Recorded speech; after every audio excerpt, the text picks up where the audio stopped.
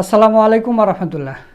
সুপ্রিয় দর্শক, আমরা যারা 7 ভাগে কুরবানি দিই বা 5 ভাগে 6 ভাগে 3 ভাগে 4 ভাগে শরীকে কুরবানি দিই, তো তাদের বিষয়ে কিছু গুরুত্বপূর্ণ মাসলা দিয়েছেন আমাদের প্রাণপ্রিয় শ্রদ্ধেয় মোহতারাম মাওলানা ফখরুদ্দিন আহমেদ। তো চলুন মাওলানা ফখরুদ্দিন আহমেদের সেই ভিডিওটা আমরা দেখে আসি। শরীকে কোরবানি করলে আমরা সবাই যেসব বিষয়গুলো সম্পর্কে সতর্ক সাবধান থাকা জরুরি। প্রথম হলো, সবাই যেন কোরবানির নিয়তেই শরীক হয়। সকলের নিয়তে থাকতে হবে কোরবানি। প্রতিটি আমল নিয়তের উপরেই নির্ভরশীল।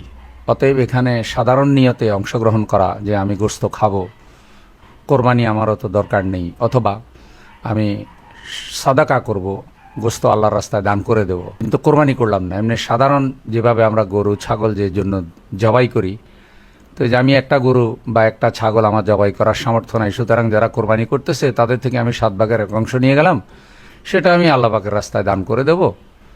কোরবানির কোনো নিয়ত বা চিন্তা তার নাই। এ ধরনের অংশীদার 7 জনের একজনও হতে পারবে না।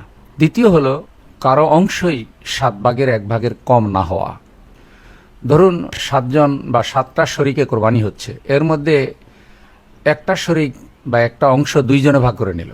যে ধরেন এক অংশে টাকা আসলো, হয়তো 20,000 টাকা আমরা একজন দিতে পারে না, সে আরেক শরীক নিল যে তুমি 10 দাও আমি 10 দিই, তো আমরা 2 জনে অংশগ্রহণ করে এক অংশ নিয়ে নেই, 20,000 টাকার একটা ভাগ নিয়ে নেই।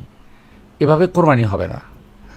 আরেকটি বিষয় হলো, সবাই যেন দিনদার হয়। এই ব্যাপারটা যতটুকু সম্ভব সতর্ক সাবধান থাকা, যে আপনি কোরবানি করছেন আল্লাহর সন্তুষ্টির জন্য। এখন আরেকজনের কাছে দিন নাই, সে দিন বুঝে না, জানে না, সে তো আর আল্লাহ পাকের সন্তুষ্টির জন্য কোরবানি করছে না, বা কোরবানির গুরুত্ব এবং অন্যান্য ফরজ আমলের গুরুত্ব তো সে বুঝে না।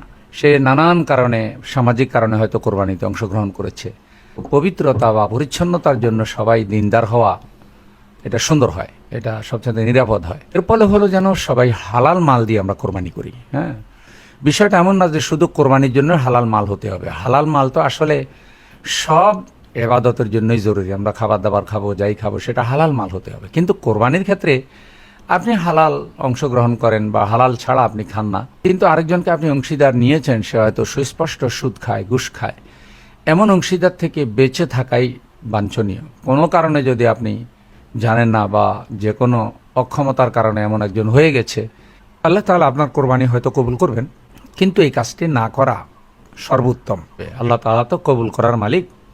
নিজের পক্ষ থেকে যতটা সাবধান হওয়া যায়। কোরবানির গোশত বন্টনের সময় আমরা একটা বিষয় খেয়াল রাখবো, আমরা যেন কেউ কাউকে না ঠকাই, কারণ এটা কোরবানির গোশত।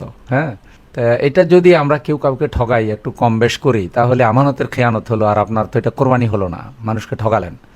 এই জন্য যতটুকু সম্ভব পাল্লায় ওজন করে নিতে পারেন। আর গোশতগুলো যখন আপনার তৈরি হয়ে যাবে, তখন এগুলোকে একেবারে ভালো করে মিশিয়ে নেওয়া, যাতে কারো ভাগে একটু বেশি গেল ভালো গোশত, কারো ভাগে কমবে গেল, এরকম মনের কষ্ট যেন না থাকে আর কি। অর্থাৎ নিজেদের পক্ষ থেকে একটু পরিচ্ছন্ন থাকা, বন্টনের সময় একটু পরিচ্ছন্ন থাকার চেষ্টা করা।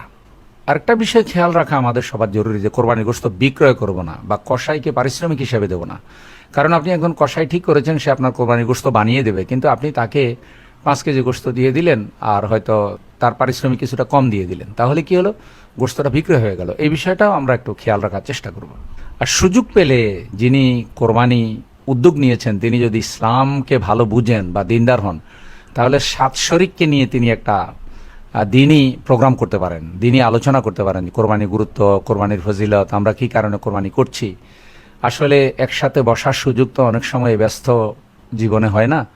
কোরবানিকে কেন্দ্র করে যে 7 জনকে আপনি নিচ্ছেন বা আপনারা একসাথে হচ্ছেন, যদি 2-একটা দিনই প্রোগ্রাম করে নিতে পারেন, তাহলে সেটা খুব সুন্দর হয়। কিন্তু সেখানে একটা দিনই আলোচনা হতে পারে, কোরবানির মাসালাগুলো আলোচনা হতে পারে, এবং কোরবানির শিক্ষাটা আমরা কিভাবে সমাজে কাজে লাগাতে পারি সেটাও আলোচনা করে নিতে পারেন।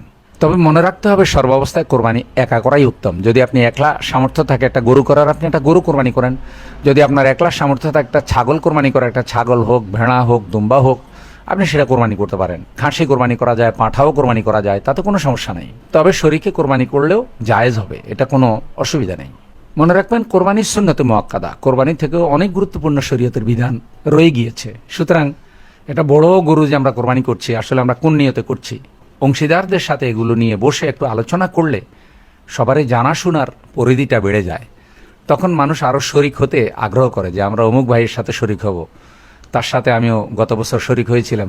তিনি আমাকে ইসলাম সম্পর্কে, কোরবানি সম্পর্কে এগুলো গুরুত্ব জানিয়েছেন। এই জন্য আসলে আমরা যে সবাই দিনদার তালাশ করি, দিনদার কোত্থেকে আসবে, আমরাই কিন্তু দাওয়াতের মাধ্যমে দিনদার লোক সমাজে তৈরি করার চেষ্টা করব। আল্লাহ কবুল করুন, আমিন। দর্শক, আপনারা মাওলানা ফখরুদ্দিন আহমেদের ভিডিওটা দেখলেন, তো তার কথাগুলো আপনাদের কাছে কেমন লেগেছে তা অবশ্যই কমেন্ট করে জানিয়ে দিবেন।